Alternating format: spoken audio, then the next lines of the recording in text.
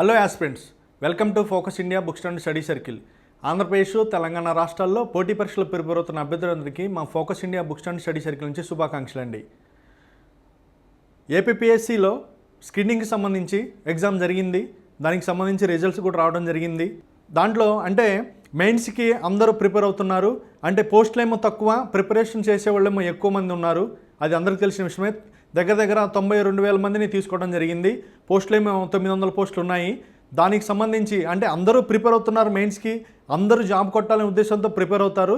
కాకపోతే మనం వెళ్ళే స్ట్రాటజీ అంటే సక్సెస్ వైపు మనం వెళ్ళాలి అంటే కొన్ని ప్లాన్స్ అంటే మనకు ఉండాలి. స్వతహాగా సెల్ఫ్గా వాటిని మనం మోటివేట్ చేసుకుంటా ఎవ్రీడే ప్రిపరేషన్లో ఆ ప్లాన్స్ని ఫాలో అయితే సక్సెస్ తప్పకుండా వస్తుందండి. దానిలోనే భాగంగా కిక్ రివిజన్ 360 ఈ ఇన్స్టిట్యూట్ నుంచి సైన్స్ అండ్ టెక్నాలజీకి సంబంధించి ప్రీవియస్ బిడ్ బ్యాంక్ మార్కెట్లోకి రావడం జరిగిందండి. మన బుక్ స్టాల్లో అవైలబుల్గా ఉంది. దానికి సంబంధించి అంటే మారుమూల గ్రామీణ ప్రాంతంలో ఉన్న అభ్యర్థులు అంటే ఈ సైన్స్ అండ్ టెక్నాలజీ బుక్ కావాలంటే మమ్మల్ని కాల్ ద్వారా కాంటాక్ట్ చేస్తే మేము కొరియర్ కూడా చేయడం జరుగుతుందండి. మా కాంటాక్ట్ నెంబర్ 9390863116 అండి.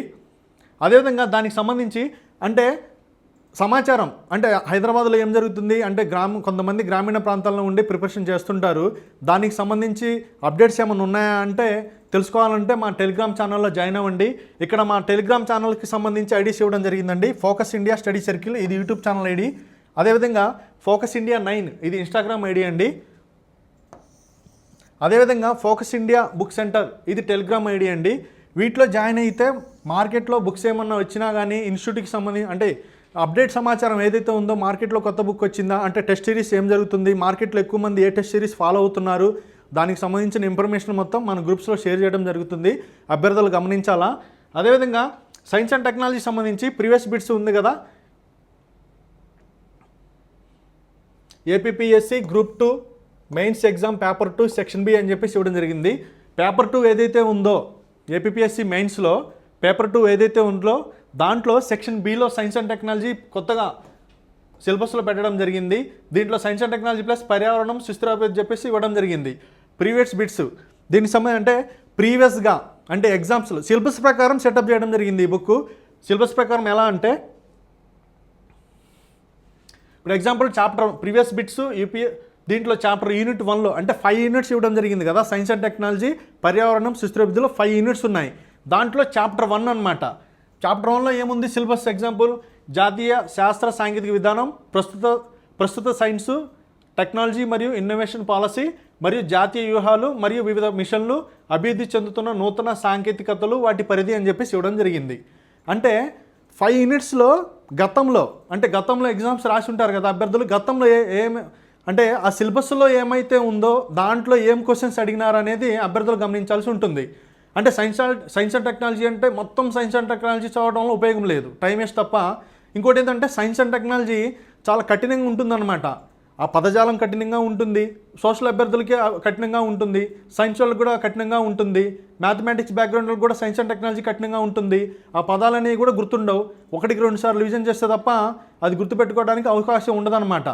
అందుకని చెప్పేసి సైన్స్ అండ్ టెక్నాలజీ ఏది పడితే చదవకుండా ప్రీవియస్గా ఏం అడిగినారు అంటే ఈ సిలబస్లో ఈ చాప్టర్ 1లో ప్రీవియస్గా ఈ సిలబస్ ఏదైతే ఉందో దీంట్లో ఏం అడిగినారు, ఇది యూపీఎస్సీ సివిల్స్ ప్రిలిమ్స్ 2023లో అడిగిన బిట్స్ ఇక్కడ ఇవ్వడం జరిగింది. అదేవిధంగా గవర్నమెంట్ లెక్చరర్స్ ఉంది, జూనియర్ లెక్చరర్స్ ఉంది ఎగ్జామ్, పాలిటెక్నిక్ లెక్చరర్స్ ఉంది, అదేవిధంగా జూనియర్ అసిస్టెంటు, అదేవిధంగా ఏపీలో అయితే గ్రామ వార్డు సచివాలయాలకు సంబంధించి ఎగ్జామ్స్ జరిగినాయి ప్రీవియస్గా, వాటిలో ఏమడిగినారు. ఇట్లా సిలబస్ మీద అవగాహన ఉంటే సైన్స్ అండ్ టెక్నాలజీ ఈజీ అండి. ఇది నా ఉద్దేశం. సిలబస్ని పట్టుకోవాలా, సిలబస్ మీదే చదువుకోవాలా. ఇది ఎగ్జాంపుల్ యూనిట్ 2 అనమాట. యూనిట్ 2లో ఏమున్నాయో దానికి సంబంధించి ప్రీవియస్గా ఏమడిగినారు, ఏపీపీఎస్సీలో ఏమడిగినారు, టీఎస్పీఎస్సీలో ఏమడిగినారు అని చెప్పేసి ఇవ్వడం జరిగింది. ఏ యూనిట్ ఉందో థర్డ్ యూనిట్లో ఉంది. థర్డ్ యూనిట్ నుంచి ఏమవుతుందంటే ఆవరణ శాస్త్రం ఎంటర్ అవుతుంది. ఆవరణ శాస్త్రం మరియు ఆవరణ వ్యవస్థ, ఆవరణ శాస్త్రానికి సంబంధించిన ప్రాథమిక భావనలు ఏమున్నాయి, అదేవిధంగా ఆవరణ వ్యవస్థ అనుఘటకాలు ఏంటి మరియు రకాలు ఏంటి, జీవ వైవిధ్యం ఏంటి, అర్థం భాగాలు, జీవ వైవిధ్య హాట్స్పాట్లు ఏమున్నాయి అంటే ఇది కరెంటు ఇప్పుడు హాట్స్పాట్స్ ఏమున్నాయి కరెంటు పర్యావరణానికి సంబంధించి ఉంటుందన్నమాట.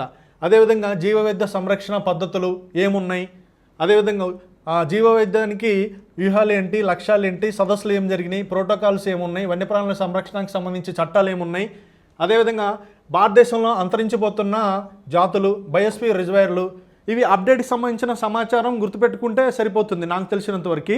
దీంట్లో ఇటీవల కాలంలో భారత వన్యప్రాణుల సంరక్షణ ప్రయత్నాలు ఏం జరుగుతున్నాయి, ప్రాజెక్టులు ఏమున్నాయి, దానికి సంబంధించి చట్టాలు ఏమి వచ్చినాయి, ఇంకా కొత్తగా చట్టాలు ఏమైనా చేయబోతున్నారా, ప్రీవియస్గా చట్టాలు చేస్తే ఆ చట్టాలు పొందుపరిచిన అంశాలు ఏంటి, ఇలా అంటే ఇప్పుడు మనం ప్రీవియస్గా గ్రూప్ 1 ఎగ్జామ్ జరిగింది, స్క్రీనింగ్, అదేవిధంగా గ్రూప్ 2 జరిగింది కదా, దానికి సంబంధించి అంటే బిట్ టు బిట్ చదివితే మాత్రం ఉపయోగం లేదండి నాకు తెలిసినంతవరకు.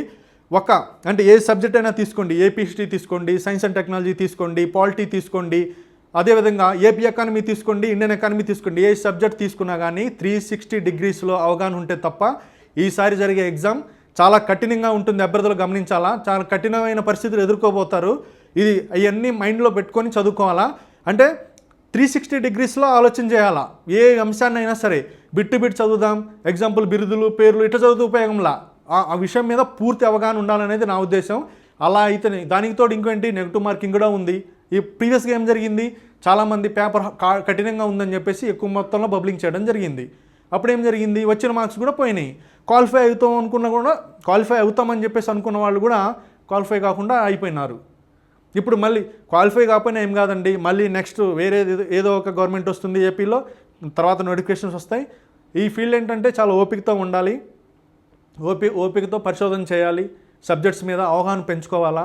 ఏంటి అప్పుడే తప్ప గవర్నమెంట్ జాబ్ 1-2 సంవత్సరాల్లో సక్సెస్ అవ్వడం చాలా కష్టం. ఏంటి అభ్యర్థులు గమనించాలా, ఓపికతో ప్రిపరేషన్ చేయండి. ఇది కాకపోతే గ్రూప్ 2 కాకపోతే గ్రూప్ 1 కాకపోతే ఇంకా వేరే గవర్నమెంట్ జాబ్, నీ లక్ష్యం ఏదైతే ఉందో దాన్ని ఛేదించేలాగా ఉండాలా. కాదండి మేము ప్రిపరేషన్ 360 డిగ్రీస్లో చేయలేము, ఈ ప్రీవియస్ పేపర్స్ మేము చదవలేము, మాకు డైరెక్ట్గా బిట్ టు బిట్ రావాలా అంటే అది జరగని పని అండి. అభ్యర్థులు గమనించాలా. దానికి సంబంధించి 3rd యూనిట్లో ఇది, అదేవిధంగా నెక్స్ట్ 4th యూనిట్లో ఏమి ఇచ్చినారు, దానికి సంబంధించి యూపీఎస్సీలో ఏమడిగినారు, టీఎస్పీఎస్సీలో ఏమడిగినారు, ఏపీపీఎస్సీలో ఏమడిగినారు ప్రీవియస్గా, అలా ఉంటుందన్నమాట. 5 యూనిట్స్ ఏదైతే ఉన్నాయో అది. సిలబస్ మీద పట్టు సాధిస్తే ఈజీగా జాబ్ చేయొచ్చండి. సైన్స్ అండ్ టెక్నాలజీ మరీ చెప్తున్నాను, ఇది అభ్యర్థులు గమనించాలా. అదేవిధంగా అప్డేట్కి సంబంధించి focus India books and study circle ఈ లోగో ఉంటుందండి. ఈ లోగో చూసి మన ఛానల్లో జాయిన్ అవ్వండి. ఆల్ ది బెస్ట్ అండి.